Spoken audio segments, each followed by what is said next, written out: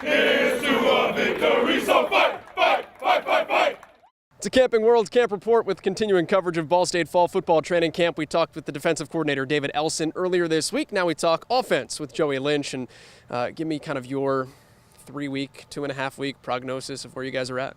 Yeah, really excited about where we're at. I really think our guys came in with the right mindset and really attacked training camp the way it's supposed to be. And we're not done yet. We've got a few more practices left, but we really like the effort, intensity that they've came out to the practice field each and every day, and really like the recall from spring ball to summer to now. I think we got a young football team, but some of the kids that were redshirt freshmen and redshirt sophomores that got a feel in the spring, they've really progressed the way we want mentally, and we're able to do a lot with them. Let's talk about the quarterback first. We were just talking before we started rolling about being in an off season for the first time, kind of not having to learn the offense, but learning defense and the importance of that.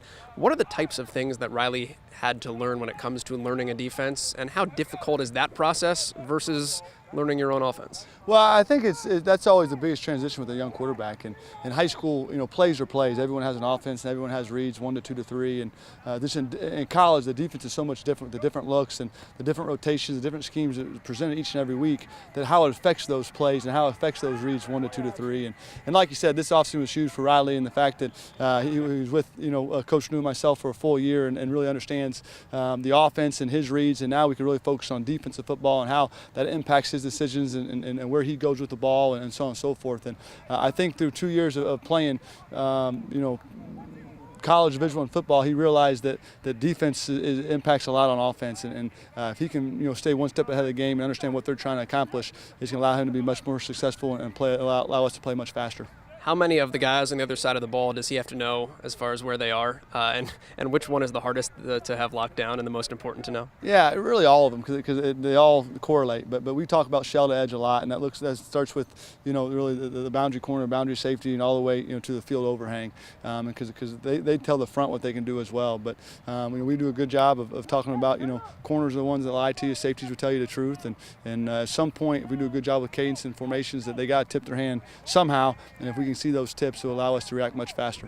We talked about wide receivers earlier this week right here, and the lack of returning guys that you guys have that have really played a lot of snaps for you at that position. How do you feel looking at the group that you've got? Because depth doesn't seem like a problem. It's just kind of who's going to rise up to the occasion and become a 40-snap guy from a 15-snap guy. Yeah, you're exactly right. The one thing about that position right now is competition, and I really think competition brings out the best in all of us, and that's one thing right now in that group. They got to come out ready to play each and every day, because there's a group of them that can play, and we're much more athletic overall in that group right now, and so each day someone new is making a play, and naturally the guys in that room see it and know they got to come out ready tomorrow to put their best foot forward to find a way to get a role on this football team, and it's been fun. They're doing it the right way. They all want to play. They all want to make plays, but they're being great teammates and cheering on their buddies when they make a great play. So it's been good, and I'm looking forward to the production from that group this fall. A couple guys in particular, two of them, Jordan Hogue and Devin Reese, have been around for a really long time. We've just kind of waited for that explosion of production from them.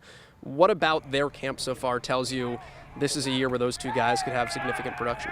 Well, we're able to do a lot with them. I mean, they're not just an X receiver or Z receiver. We can put them in any of the spots, and they can line up and execute. And they understand splits and spacing, and not just what their role on the route is, but how it all works together. And that's what you expect out of veteran guys, and that's going to allow us to be multiple. And I really think for us to be successful, we got to be multiple, give the defense different looks to adjust to, and then run the plays that we installed day one, but make it much more difficult for the defense to line up. And those guys are allowing us to do that. A couple other guys that have stood out just to my eyes, which are very untrained, but you can tell me if I'm right or wrong on these. Riley Miller's still getting a lot of snaps with the 1s and 2s. He's a guy who's been around a lot but hasn't been able to break through into games.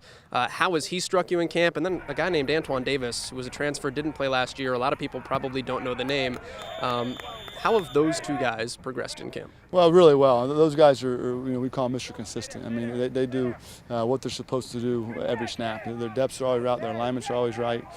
So as a quarterback, our guys like them because they can trust them and they know where they're going to be and they're consistent with how they run routes and so on and so forth. And they're making a lot of plays. Those guys can really catch the football, got strong hands, and when we give them a chance to make a play, they oftentimes make it. So it's been great to see that. And Antoine's a guy that, of course, transferred in and had to sit out last year, but he is a football player and he loves to compete and can really make contested catches, which is always nice to see from the quarterback position. Guys that can take the top off this year.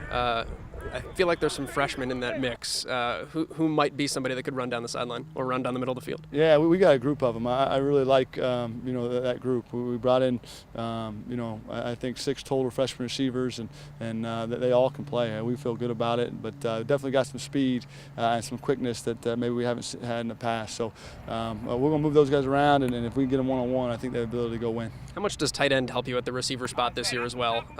Nolan Given got receiving skills, I feel like, at that position that we haven't seen since a guy like Zane Fakes. And Danny Pinter looks like he's a different character than he was in years past. What is different about what Nolan brings to you, and how is Danny different from years past? Yeah, well, Danny's done a great job with his body. I mean, he's naturally a big guy. He's 260 pounds, but he's very conscious of his body, and he really takes care of it, and can really run for a kid his size, and not only run, but really athletic, can change direction, can stop and start, can block you in the run game. He can kind of do whatever we ask him to do. He can do it very well. And you said Nolan was more of a high school receiver, and he's done a great job of gaining weight and getting bigger and stronger, so he has those natural ball skills that we're looking for, but he's really impressed us in the run game.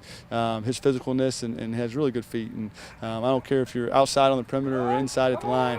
It's all about athleticism and your footwork and so on and so forth. And he has the ability to do a lot of different things for him. So you'll see Nolan all around the field. Let's talk about line real quick as well. To just kind of let Kyle Devin do his thing right now. He's got a really veteran group, and they had a good thing going last year. They've got a lot of those guys back. Where's he at with kind of skill on that side, and kind of when we talk to him, kind of next level development, because he doesn't have to worry about the basics with some of those guys anymore? Yeah, a lot of those guys been in the system and played, and it's always huge for an offensive lineman. It's one thing to learn in the meeting room and see it on a chalkboard, but there's so many moving parts when you get out there and play. And so this offseason, there's some guys that really played a lot of meaningful snaps for us last year. They were able to watch themselves, and I really think we got a smart group. I think they really understand football. They communicate very, very well together. I think that's helped that they played alongside each other.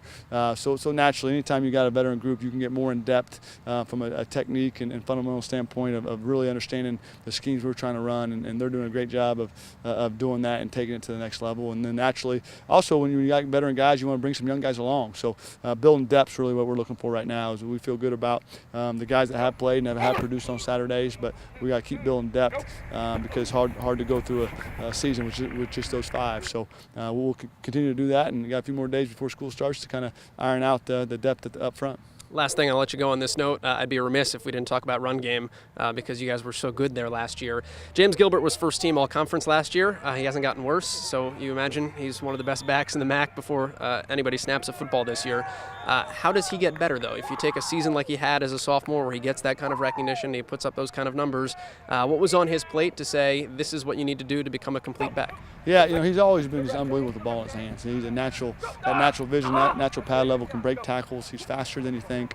But this offseason, we really challenged him to be a complete back, like you said. And that's pass protection and understanding your responsibilities there. That's catching the ball out of the backfield, route running, those type of things, because he's really talented, as you said, and we don't want to take him off the field. And if he's on the field, that's a good thing for Ball State football. But at the same time, he has to be able to do all those things very, very well. And through his first 2 years, he's often been the guy that we hand the ball to and let him go run, which will do that. But we need him to take the next step. And through spring ball, through summer, and through fall, through training camp so far, you can tell he's a much smarter football player. And knowledge is power. And the smarter you are, the more successful you're going to be. Joe, thanks. Always fun. I appreciate it. Offensive coordinator Joey Lynch joining us here on a Camping World Camp Report on Ball State All Access and ballstatesports.com.